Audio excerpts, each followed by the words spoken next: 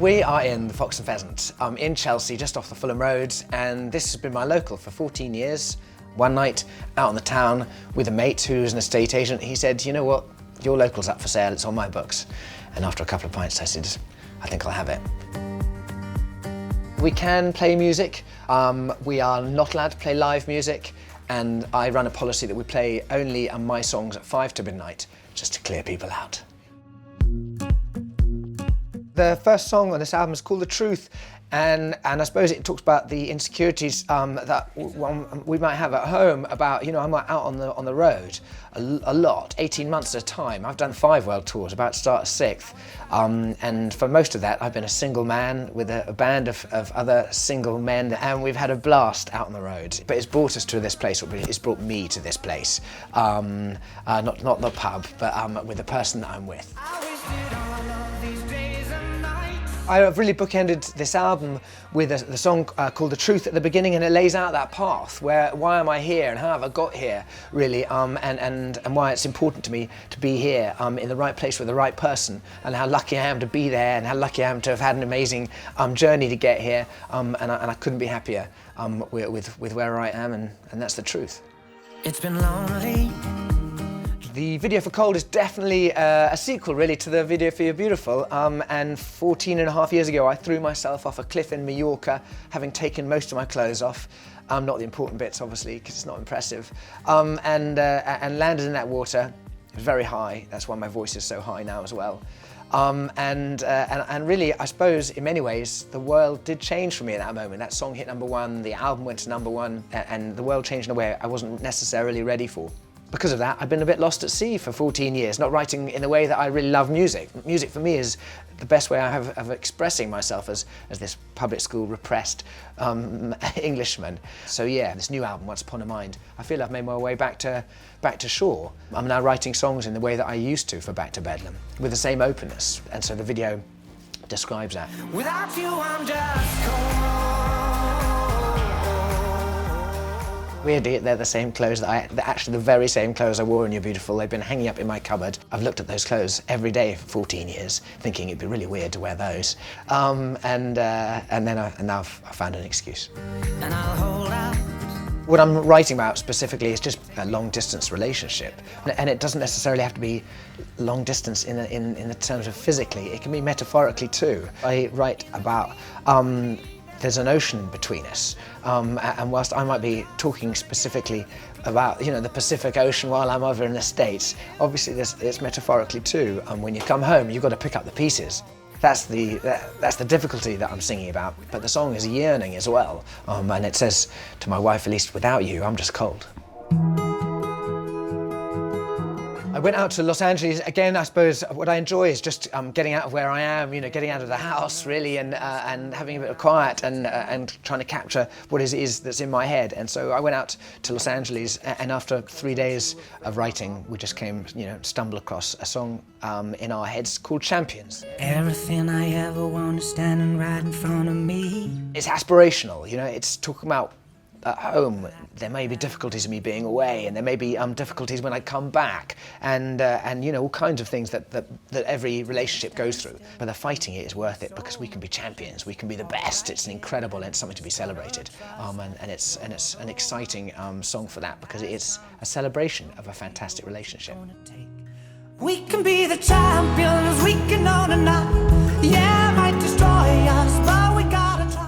I've been working in Los Angeles all my musical career. I have lived with Carrie Fisher of Star Wars fame throughout my entire time in Los Angeles.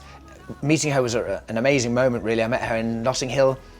She said, what do you do? And I said, I've just left the army, I've got a record deal, and I'm moving to Los Angeles. And she said, well, where are you going to live? And I said, I don't know yet. And she said, well, then you're going to live with me. And I did.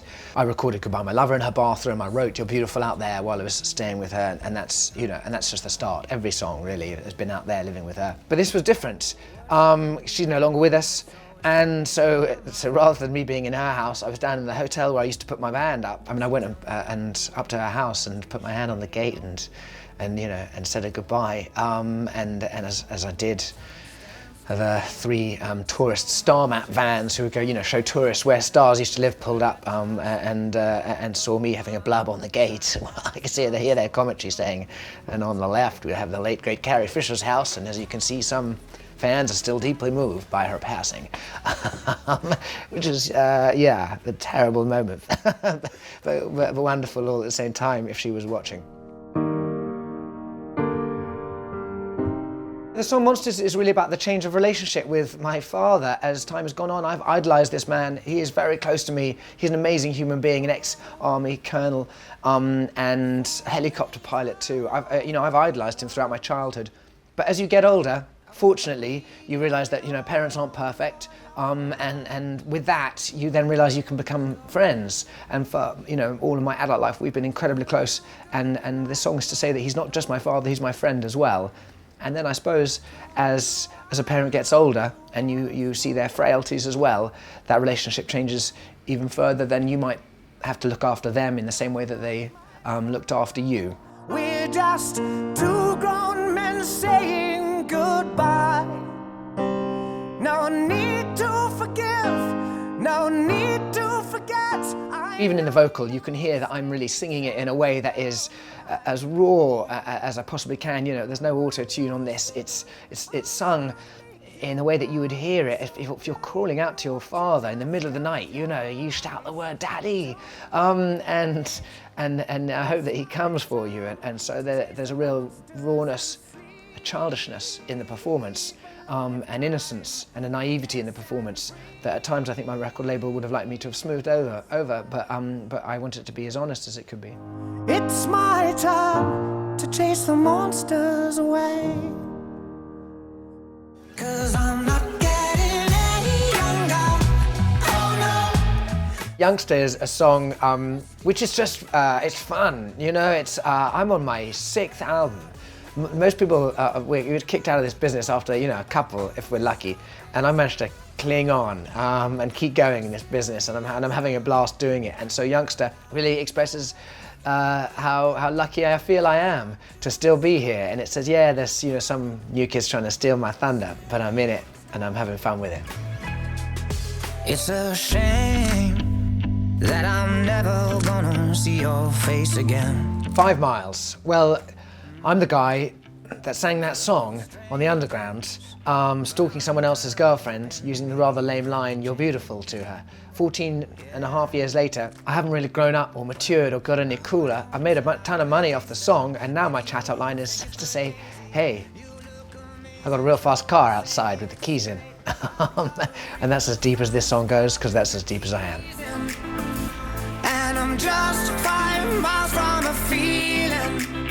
I think because I'll always be known as that guy that sang that song, and so along the way I've written songs that have laughed at that, and you've got to enjoy it.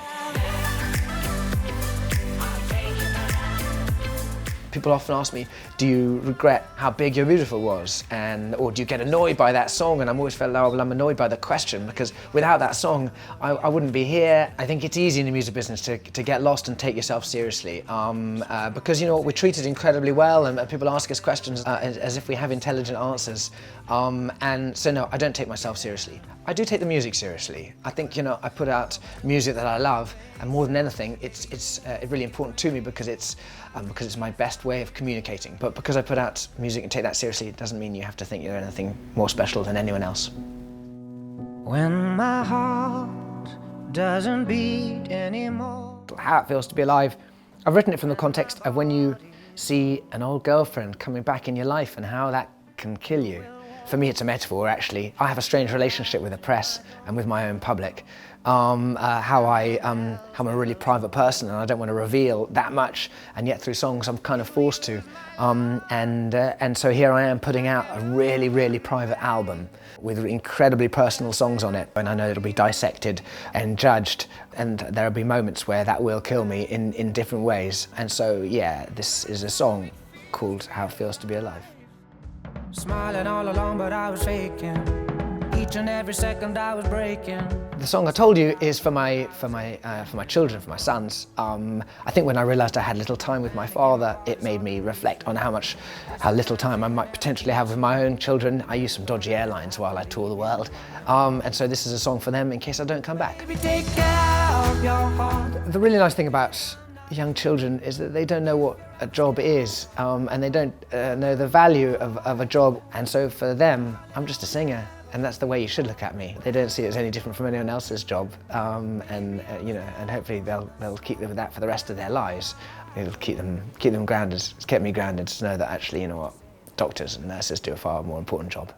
Nobody drives to the middle of nowhere just to turn around. It's a country song. It's a simple song in many ways, with a really fantastic lyric of saying to someone, you know, you're either in or out with love, but there's no such thing as halfway. We either do this or we don't, but there's no such thing as halfway. And the recording of it was really fun. As a musician, there's no place more fun than a studio. It's like, you know, like a child in a sweet shop. You've just got a bunch of instruments. They're like toys. I might not have ever played them before in my life, but that's the great thing about a recording studio is you can learn about it on the job, make a noise, record it, try it a different way and see what happens. And this is a really interesting sounding song as a result.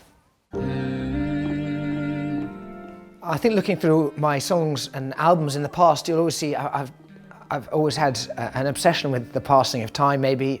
There's always been a sense of a nostalgia that, you know, sometimes in the past I've really loved them and the frustration is not being able to relive those moments. And so Stop the Clock is really one of those songs with my father. From his perspective, I think he'd probably not want to, you know, be able to at least put a momentary block on time, hold it as it is now, and I definitely feel the same way. I'd like to stop the clock. And so it's a pretty heavy song in that way, because it's not something you can do. Too much to say, too much to lose. I'm really excited by the song, The Greatest. It's the last one. We spoke about the truth starting this album, and we finished with The Greatest, because it's about the most important people in my life, my children. But when I turn on the news, the world seems like a depressing place at the moment, and this song is for them to say, I want them to be the best that they can be, and better than anyone who came before them, better than those who came before them, including myself. Be the young, the brave, the powerful. What I've really loved about this album, realising it was an important one to me, and I really knew that. Wow, the people who I worked with, they knew that too, because I was calling them up in the middle of the night just to try and, you know, to battle through issues and get things in the right place. I think I've taken many risks in the writing of this album, because it has, as I've said before, it's been without filter, and I've really exposed myself. But that's the point of music, and that's why I got into music in Back to Bedlam, and that's why I'm enjoying doing the music now. I was in the music business before, and I'm not anymore. I'm in the music, and there's something exhilarating about that. It's about time for another pint.